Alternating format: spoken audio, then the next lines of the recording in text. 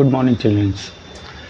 आज के इस वीडियो में हम रीऑर्गेनाइजेशन ऑफ स्टेट जो कि challenges of nation building class 12th का चैप्टर है वो जो पढ़ रहे थे उसके नेक्स्ट टॉपिक के बारे में पढ़ेंगे। अभी तक हम लोगों ने देखा कि पार्टीशन इंडिया और पाकिस्तान दो नई कंट्री बनी और after the partition princely states का इंटीग्रेशन हुआ है। प्रिंसली स्टेट के इंटीग्रेशन में दो जो मेन हमारे स्टेट्स थे, एक हैदराबाद जहाँ का निज़ाम और फिर एक मणिपुर के केसेस को हम लोगों ने देखा है। आगे चल के हम जम्मू कश्मीर के केस को भी देखेंगे जो कि बहुत ही फेमस केस है और जिसके कॉन्सिक्वेंसेस आज भी हम फेस कर रहे हैं कंट्री में। तो इंटीग्रेशन ऑफ प्रिंसली स्टेट्स के बाद जो दूसरा बड़ा चैलेंज कंट्री के सामने आया वो था reorganisation of state on the basis of language. Basically हुआ क्या था, इसको समझने के लिए हम थोड़ा सा पास्ट में जाते हैं। तो the process of nation building did not come to an end with the partition and integration of princely state. ऐसा नहीं कि इंडिया पाकिस्तान दो नई कंट्री बन गई और हमने इंटीग्रेशन कर लिया प्रिंसली स्टेट का, और जो नेशन बिल्डिंग का प्रोसेस है, इस कंट्री को एक यूनाइटेड नेशन बनाने का, जो स्ट्रॉन्ग नेशन बनाने का जो ड्रीम है वो पूरा हो गया है। इंडिया में जो internal boundaries of the states हैं, internal boundaries had to be drawn in a way so that linguistic and cultural plurality could be reflected without affecting the unity of the nation. India में जो अलग अलग princely state थे या British provinces थे, उनकी boundary को इस तरह से बनाने की ज़रूरत थी कि इंडिया की कल्चरल और जो हमारी लिंग्विस्टिक डाइवर्सिटी है वो बनी रहे और किसी भी तरह का डिसइंटीग्रेशन या डिसरप्शन ना आए।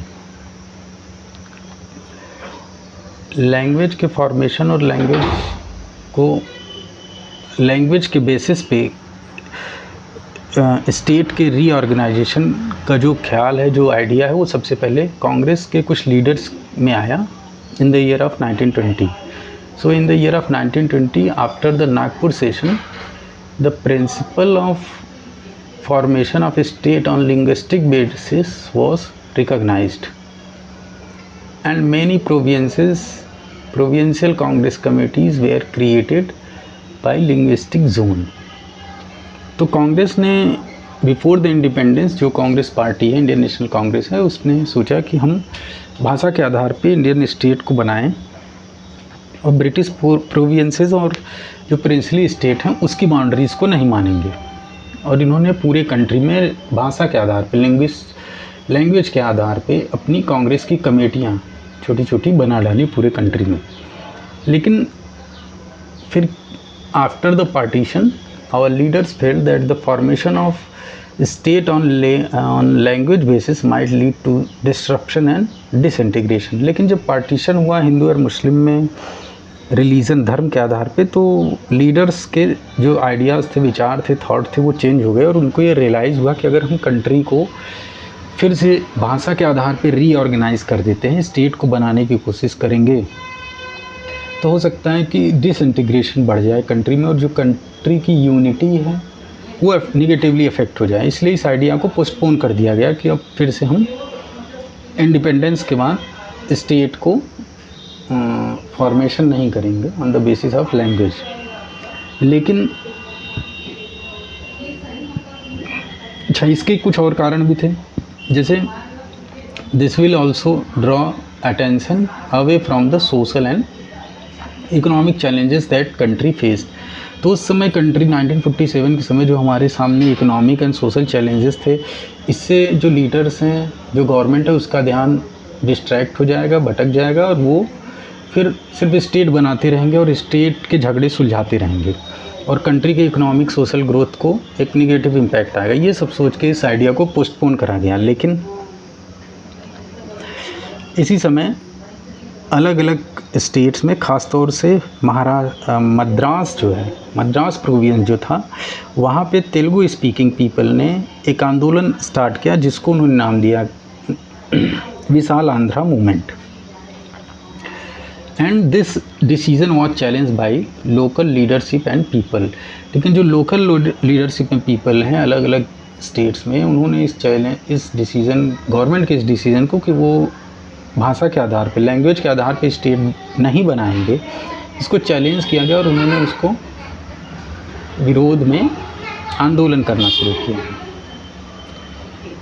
अ सेपरेट आंध्र प्रदेश, एक अलग से आंध्र प्रदेश बनाने की मांग बहुत तेज़ी से सामने आई, जिसको नाम दिया गया विशाल आंध्रा मूवमेंट। और ये this was started by the Telugu speaking people. Telugu speaking people ने कहा कि हमारे लिए आंध्र प्रदेश अलग से बनना चाहिए, जो कि मद्रास प्रोविंस को काट के उससे अलग बनाया जाएगा।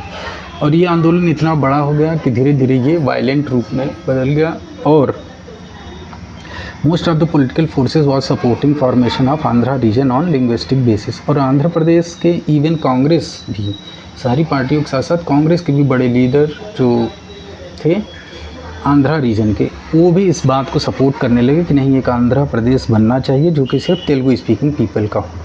और ये धीरे धीरे वायलेंट रूप ले लिया इस प्रोटेस्ट ने।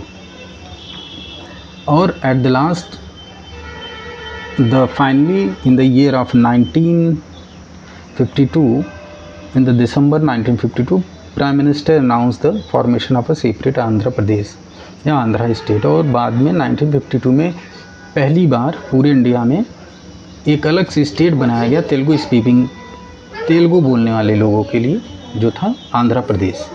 इस तरह से formation of state on the basis of language started into the country and the first state was the Andhra Pradesh for the Telugu speaking people।